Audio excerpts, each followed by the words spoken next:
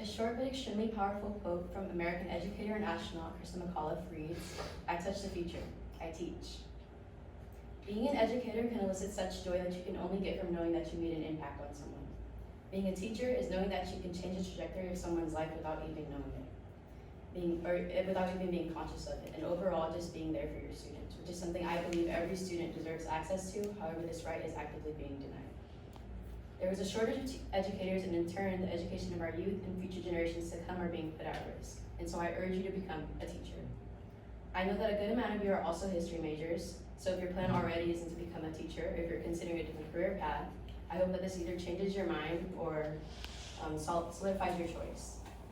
I know and understand the indecisiveness that comes with not knowing what to do with your major. Just recently, I debated on switching to business, but then I thought of those students I've worked with already. I thought about how they deserve passionate teachers and qualified teachers. And so, again, I urge you to become a teacher. Today, I will cover the issue at hand, how this has come to be, and the simple solution and its benefits. First, I will cover the problem. There's been a massive decrease in the amount of teachers in public schools, and there's been a lack of credentials being issued, and an increase in teachers retiring, taking leave, or just resigning. This issue will eventually reach far beyond our schools.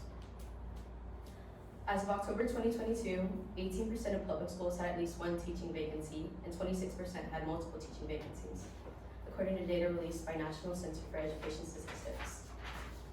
Our own Fresno Unified is predicted to go on strike sometime within the next year. The Fresno Teachers Association proposed ideas to improve public education, including bettering the environment for teachers and students, as well as increasing pay. But again, this is yet to be delivered, and so it is anticipated that a strike is in the forecast. Another part of the issue is that schools with high poverty and high minority rates experience a larger percentage of shortages. Students in these schools are already disadvantaged as they receive less funding than schools in more affluent areas. And so I believe that they at the very minimum deserve qualified teachers. These teachers are needed in core subjects such as English, science, and math, subjects that understanding is crucial to your future as a student, especially in elementary school, which leads into my next point. Above everything, this affects student learning, and this will become a huge problem if it isn't one already.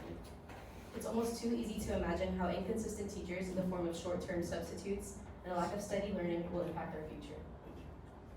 In 8th grade, my assigned math teacher was out for an entire year, so my class was constantly handed to teachers with prep periods or an underqualified substitute, whose main job was essentially to babysit. I can recall the longest sub we had being there for a month, and all that seems underwhelming. I took a liking to him, simply because he was there.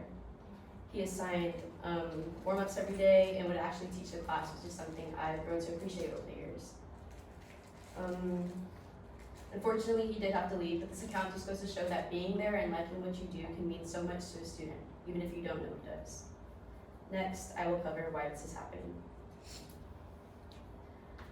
The answer to what the cause of this issue is may not be so simple, as this is due to many things, including pay, overall underappreciation, and burnout. The answer, take a gander with me and say that it is the pay that scares people away from becoming a teacher.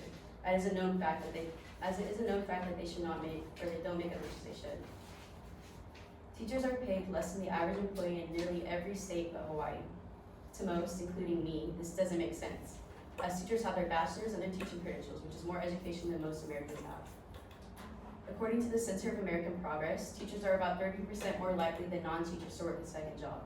And in some states, 1/4 of teachers work second jobs.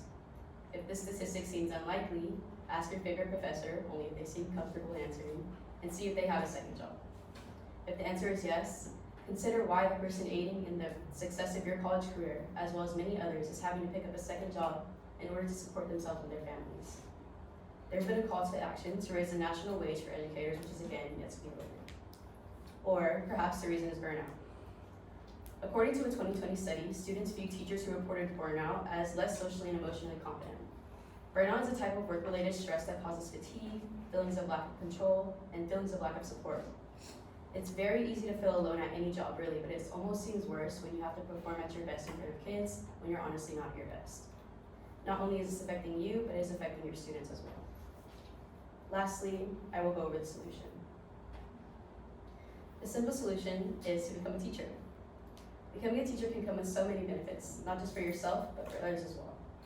One of the more enticing things about becoming a teacher is the job security, as this is not a job that will just let you go or that you can easily resign from.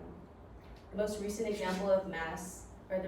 mass example of teachers being laid off sporadically was during the Great Recession, where almost 2% of predominantly white middle schools and high schools had their teachers laid off, while 4% teachers in Black and Latino schools were let go in 2008 and 2009, according to Chalkbeat.org. Luckily, it has been 14 years since then, and a recession as detrimental as that is not predicted to happen anytime soon.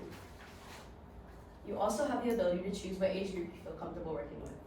A lot of times, the age group is what sways people away from becoming a teacher, saying things like, oh, I don't like kids, or I can't work with high schoolers, which is the beauty of the education system. You have a choice. In pursuing a multiple subject or single subject credential, you have the ability to pick and choose what works for you and your teaching style.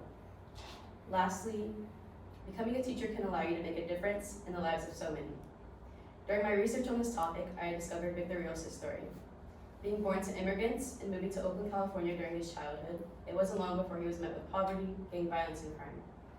He was engulfed by the lifestyle he was surrounded by and was jumped into a gang as a teen, only furthering his spiral into crime.